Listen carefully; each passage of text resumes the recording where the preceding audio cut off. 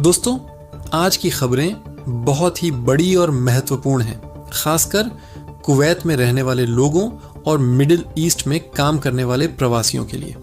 अगर आप कुवैत में काम करते हैं या आपका कोई रिश्तेदार वहां है तो इस वीडियो को अंत तक ज़रूर देखें, क्योंकि आज की अपडेट में हम बात करेंगे कुवैत में illegal worker checking, Iran Israel तनाव की वजह से फ्लाइट और एयर स्पेस की स्थिति, वीज़ा से जुड़ी नई राहत और साथ ही कुछ ऐसे फैसले जिनका असर सीधे कुवैत में रहने वाले प्रवासियों पर पड़ सकता है। तो चलिए शुरू करते हैं आज की बड़ी अपडेट से।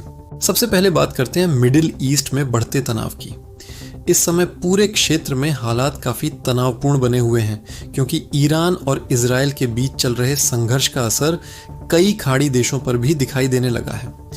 रिपोर्ट्स के अनुसार हाल ही में हुए सैन्य हमलों और जवाबी कार्रवाई के बाद पूरे मिडिल ईस्ट में कई जगहों पर एयरस्पेस बंद कर दिया गया था। इसके कारण हजारों फ्लाइट्स प्रभावित हुईं और दुनिया भर के यात्रियों को बड़ी परेशानी का सामना करना पड़ा।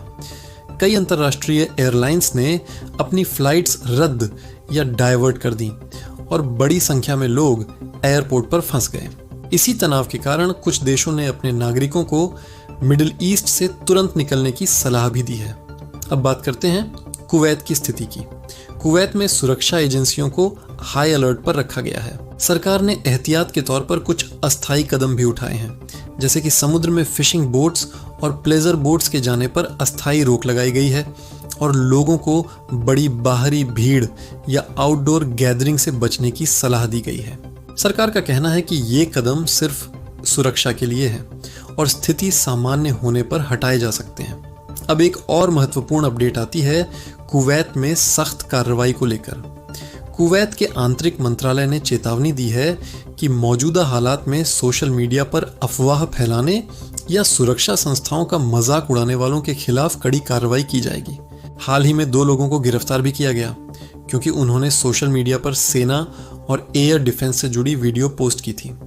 सरकार का कहना है कि ऐसे समय में देश की सुरक्षा और स्थिरता सबसे महत्वपूर्ण है। अब बात करते हैं फ्लाइट और एयरपोर्ट अपडेट की। मिडिल ईस्ट में बढ़ते तनाव के कारण कई देशों के एयर स्पेस अस्थायी रूप से बंद किए गए थे, जिससे हजारों यात्रियों की फ्लाइट्स प्रभावित हुईं।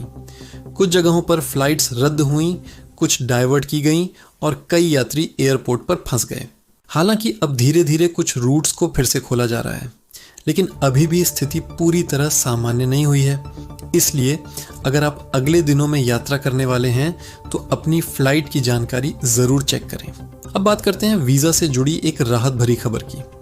मिडिल ईस्ट में चल रहे तनाव और फ्लाइट्स के प्रभावित होने के कारण कई विदेशी नागरिक अपने देश वापस नहीं जा पा रहे थे। इसी स्थिति को देखते हुए कुवैत सरकार ने कुछ विदेशी नागरिकों के लिए अस्थायी वीज़ा राहत देने का फैसला किया है, ताकि वे ओवरस्टे की समस्या में न फंसें। इस फैसले से उन लोगों को राहत मिलेगी जो हालात के कारण समय पर देश नहीं छोड़ पा रहे थे। अब आते हैं इलीगल वर्कर चेकिंग पर। कुवैत में पहले से ही अवैध कामगारों और गलत वीज़ा पर काम करने वालों के खिलाफ सख्त कार्रवाई होती रही है।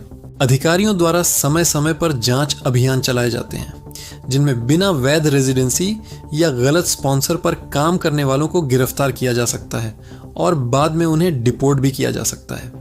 इसलिए जो लोग कुवैत में काम कर रहे हैं उनके लिए यह बहुत ज़रूरी है कि उनका सिविल आईडी, रेजिडेंसी और वर्क परमिट पूरी तरह वैध हो।